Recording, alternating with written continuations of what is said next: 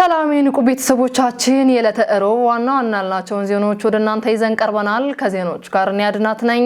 አብራችሁን ቆዩ። የኢትዮጵያ ፌዴራል ፖሊስ ከሀገራችን በዓልና ስነ ምግባር ያፈነገጠ አስነዋሪ አለባበስ በለበሱ ግለሰቦች ላይ ምርመራ መጀመሩን አስታወቀ።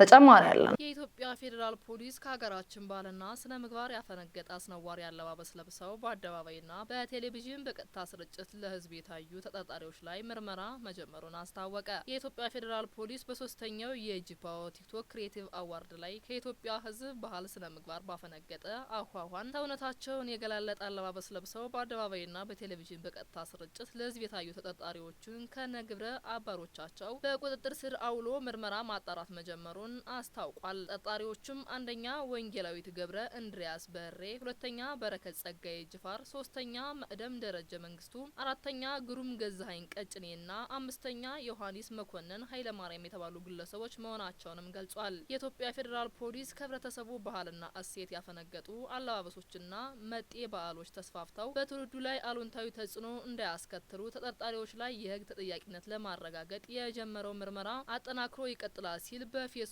ገጹም አስታውቋል። አባታችን አቡሃይ አባ ጸጋ ዘአብ ከዚህ ዓለም ድካም ማረፋቸው ተሰማ።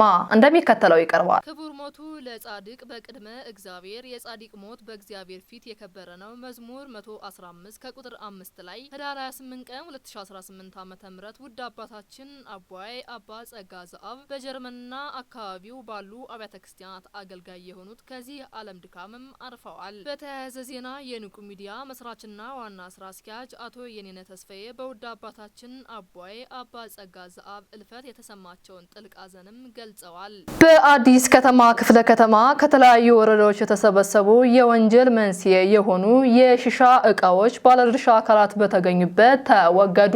ተጨማሪ ያለን የአዲስ ከተማ ክፍለ ከተማ ፖሊስ መምሪያ በ2018 ዓ.ም አንደኛ ሩብ ዓመት ከሚመለከታቸው የጸጥታ አካላት ጋር በተደረገ ኦፕሬሽን በክፍለ ከተማው ወረዳ 01፣ 04 እና ወረዳ 08 የተሰበሰቡ የሺሻ ማጨሳ እቃዎችና ሌሎችም የወንጀል መንስኤ የተባሉ ሱቆችንም የተለያዩ ባለድርሻ አካላት በተገኙበት ህዳር 30 ቀን 2018 ዓ.ም በተለምዶ አሜሪካ ግቢ በሚባለው አካባቢ አስወግዷል። ትውልድን ወደ አላስፈላጊ ሁኔታ ውስጥ የሚያስገቡ ተግባራትን ለመከላከልና ለመቆጣጠር ዘርፈ ብዙ ትግበራ እንደ አዲስ ከተማ ክፍለ ከተማ እየተከናወነ ሲሆን በዚህ ህገወጥ ተግባር ላይ በሚሳተፉ አካላትና ግለሰቦች ላይ በየጊዜው እርምጃ እየተወሰደና ህብረተሰቡም ግንዛቤ እንዲኖረው መድረክ ተመቻችቶ እየተሰራ መሆኑን የአዲስ ከተማ ክፍለ ከተማ ሰላምና ጸጥታ ጽሕፈት ቤት ኃላፊ ዶክተር ጥበቡ ደጀኔም ገልጸዋል። ሺሻ ማስጠቀምና መጠቀም እንደ ከተማ እየተፈጸሙ ላሉ ወንጀሎች መንስኤ ከመሆናቸው ባለፈ ወጣቱን ትውልድ አላማው የሚያሰናክል ህገወጥ ተግባር መሆኑን የገለጹት የአዲስ ከተማ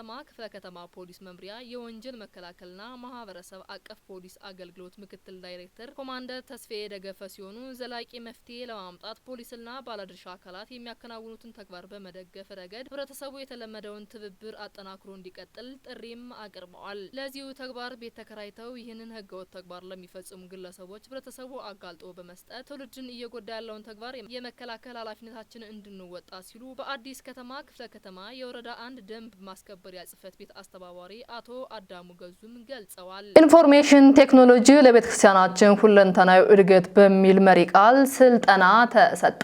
ተጨማሪ ያለን ብፁዕ አቡነ ሳይሮስ የመንበረ ፓትርያርክ ጠቅላይ ቤተ ክህነት ዋና ስራ አስኪያጅ፣ የደቡብ ምዕራብ ሸዋና የሸገር ከተማ ሀገረ ስብከት ሊቀ ጳጳስ፣ ብፁዕ አቡነ ዲዮስቆሮስ የቅዱስ ሲኖዶስ ዋና ጸሐፊ፣ የራያ ሀገረ ስብከት ሊቀ ጳጳስ በተገኙበት ስልጠናውም ተሰጥቷል። የመንበረ ፓትርያርክ ጠቅላይ ጽሕፈት ቤት በ2018 ዓ.ም ትኩረት በመስጠት እሰራባቸዋለሁ ካላቸው ጉዳዮች መካከል አንዱና ዋነኛው የቴክኖሎጂ ልማት መሆኑንም አስታውቋል። ይህንን ሀሳብ በማገዝ ረገድ የኢንፎርሜሽን ኮሚኒኬሽን ቴክኖሎጂ አገልግሎት የመጀመሪያ የሆነውና ቴክኖሎጂን ለሁሉ አቀፍ የቤተ ክርስቲያን አገልግሎት በሚል ርዕስ የኢንፎርሜሽን ቴክኖሎጂ አስፈላጊነት የሌሎችም አብያተ ክርስቲያናት ልምድና ተሞክሮ ያካተተ ስልጠና ለጠቅላይ ቤተ ክህነት የስራ ኃላፊዎችም አዘጋጅቷል። የመንበረ ፓትርያርክ ጠቅላይ ቤተ ክህነት የስራ ኃላፊዎች በተዘጋጀው ስልጠና ላይ 2 ጥናታዊ ጽሑፎችም ቀርበዋል። የመጀመሪያውን ስልጠና የሰጡት ዶክተር አዲስ አለም ገንታ ኢንፎርሜሽን ቴክኖሎጂ ለሁለንተናዊ ለቤተ ክርስቲያን ሁለንተናዊ እድገት የሚል ሲሆን፣ ሁለተኛው ረዳት ፕሮፌሰር መምህር ዳንኤል ሰይፈ ሚካኤል የመንበረ ፓትርያርክ ጠቅላይ ቤተ ክህነት የጥናትና ምርምር ክፍል ኃላፊ ዘመናዊ የመረጃ የስራ ትስስር ቴክኖሎጂን በመጠቀም ከቤተ ክርስቲያን ሁለንተናዊ ተልዕኮ ከአያተ አብያተ ክርስቲያናት ተሞክሮ አንጻር በሚልም አቅርበዋል። ዶክተር አዲስ ዓለም ገንታ የስልጠናውን ዓላማ እንደገለጹት የቤተ ክርስቲያን መሪዎች በኢንፎርሜሽን ቴክኖሎጂ ዘርፍ ዙሪያ እውቀት ማስጨበጥ፣ የአይሲቲ ጠቀሜታ ማስገንዘብ፣ የኢንፎርሜሽን ቴክኖሎጂ በመጠቀም ግልጸኝነት፣ ውጤታማነት፣ ዓለም አቀፍ ተደራሽነት የሚጨምር አገልግሎት በመስጠት እንደሚቻልና በመጨረሻም የህንድ ማላንካራ ኦርቶዶክስ ቤተክርስቲያን ተሞክሮ በመውሰድ በቀጣይ ከኛስ ምን ይጠበቃል በሚል ሙያ ማብራሪያም ሰጥተዋል። ረዳት ፕሮፌሰር መምህር ዳንኤል ሰይፈ ሚካኤል በውጭ ዓለም ተሞክሮ ላይ በማተኮር ዘመናዊ የመረጃ የስራ ትስስር ቴክኖሎጂን በመጠቀም ከቤተክርስቲያን ሁለንተናዊ ተልዕኮና ከአያተ አብያተ ክርስቲያን ተሞክሮ አንጻር ማብራሪያም ሰጥተዋል። በማብራሪያቸውም እኛ ልንማርባቸው የሚገቡና እነሱ የተጠቀሟቸው ዘርፎችንም አብራርተዋል። እነዚህም በመንፈሳዊ አገልግሎት የቤተክርስቲያን እሴቶችን መጠቀምና በመንፈሳዊ አገልግሎት የቤተክርስቲያናችን እሴቶች በመጠበቅና በማስጠበቅ በሁለንተናዊ ትምህርትና ስልጠና በአስተዳደር፣ በፋይናንስ፣ በስብከተ ወንጌል ሐዋርያዊ ተልዕኮ፣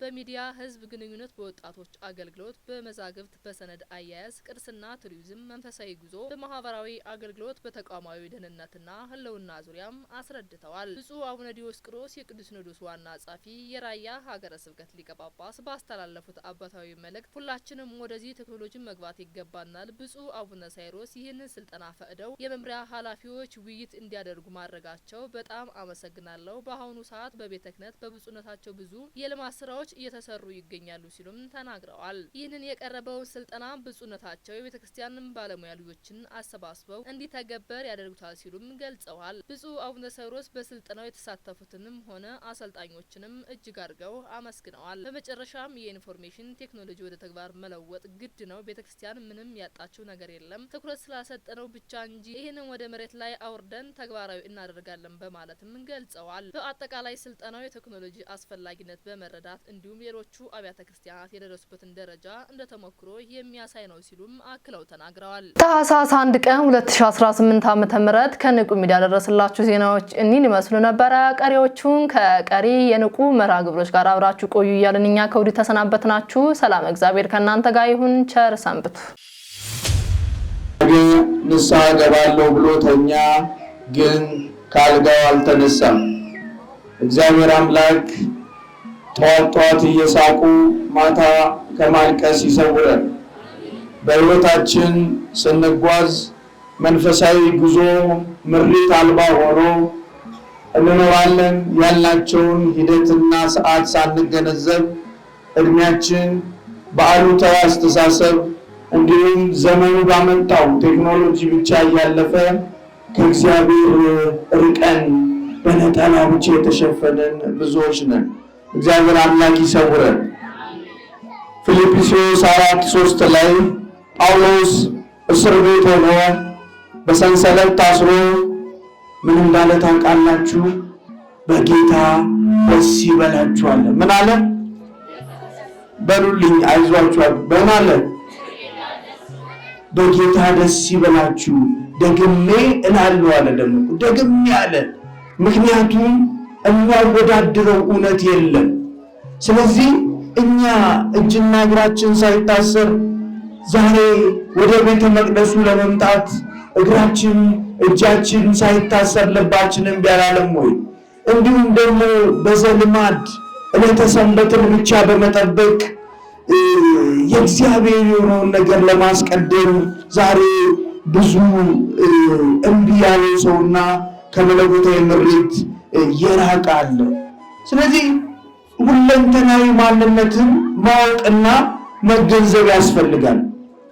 በብዙ ውጣ ውረድ ሁሉ ስታልፉ የእግዚአብሔር ምሪት የእግዚአብሔር መልካም ኃይል ከሌለ በመናፍስት አሰራርና ስልት ተይዘን ያገኘው ነገር ሁሉ ሳይባረክ በዕለት ተዕለት ኑሮ ብቻ እንሰራለን፣ እንገባለን፣ ይመሻል፣ ይነጋል፣ እንሰራል፣ እንባል። ግን ኪሳችንን ስንፈትሽ ባዶ እንዴ ትናንት ብር ይዤ እንላለን። የሰላሙ መንፈስ አጥቅቶን በመናፍስት ወድቀን የምንገኝ ህዝቦችና እንደ ሀገርም በጣም እንቅፋት በዝቶብን ጸሎታችን አልሰማ ብሎ ከደመና ያላለፈ እንባ ስለሆነ በመለኮታዊ ምስጢር ያልተዋጀ ኃይል ስለሆነ ከባድ ነው። በዚህ ጊዜ የሚሰጡ አስተያየቶችን አልሰማችሁ? ፊኛ እንደ መዶሻ ያህል እንደ መምታት ያለው ህዝቡ በቃ የ3 ደቂቃ ማንነት ነው ያለው። ሙክሻው ወስዶ ስትወጣ እንደሚበርድ በመንፈሳዊ ህይወት እግዚአብሔር ካልነገሰ ልብ ውስጥ በመለኮታዊ ምሪት መዋጀት ካልቻልክ እንዲሁ የባዘነና የተከዘ ህይወት እንኖራለን። ልጆቻችን በስጋ ወደሙ ታትመው የናንተ መንፈስ የናንተ መልካም ህይወት አለማሳየትና አለመምራት በህይወታቸው ውስጥ ለሊት ጥርሳቸውን ያንቀጫቅጫሉ። ከዛ 30 ቦታ እንረግጣለን እኛ። ይህ ምንድነው የሚያሳየው? ጠንከር ያለ ጉንዳን እንኳን ቢከበል አረ ቤቱ ይሸጥ ነው የሚለው እኮ ዘንድሮስ። ንቁ ኦርቶዶክስ ተዋህዶ የጸሎትና የንስሐ መርከብ ማህበር በእግዚአብሔር ፈቃድ በወንድማችን የኔነ ተስፋዬ አስተባባሪነት ከተመሰረተ ጊዜ ጀምሮ ከሚሰጣቸው ዘርፈ ብዙ መንፈሳዊ አገልግሎቶች መካከል የሐዋርያዊ አገልግሎትና ያሬዳዊ ዝማሬዎች አንዱ ነው። በዚህ ክፍል የኦርቶዶክሳዊ ተዋህዶ ቤተክርስቲያንን ዶግማና ቀኖና የጠበቁ ኦርቶዶክሳዊ ለዛ ያላቸው ለነፍስ እረፍትን የሚሰጡ ወቅታዊና ዘመኑን የዋጁ ስብከቶችና ያሬዳዊ ዝማሬዎችን በመላው ዓለም ለሚገኙ ተመልካቾቹ በንቁ ሚዲያና በኢትዮ ማህበር የዩቲዩብ ቻናል እያቀረበ ይገኛል። አገልግሎቱ በመላው ዓለም ለሚገኙ አማኞች ተደራሽ እንዲሆን በየዕለቱ የሚለቀቁ ስብከቶችንና መዝሙሮችን ላይክና ሼር ያድርጉ። እንዲሁም የዩቲዩብ ቻናላችንን ሰብስክራይብ በማድረግ የዚህ ታላቅ አገልግሎት ባላሻራ ይሁኑ። ንቁ ሚዲያ ርቱ የቤተ ክርስቲያን ልሳን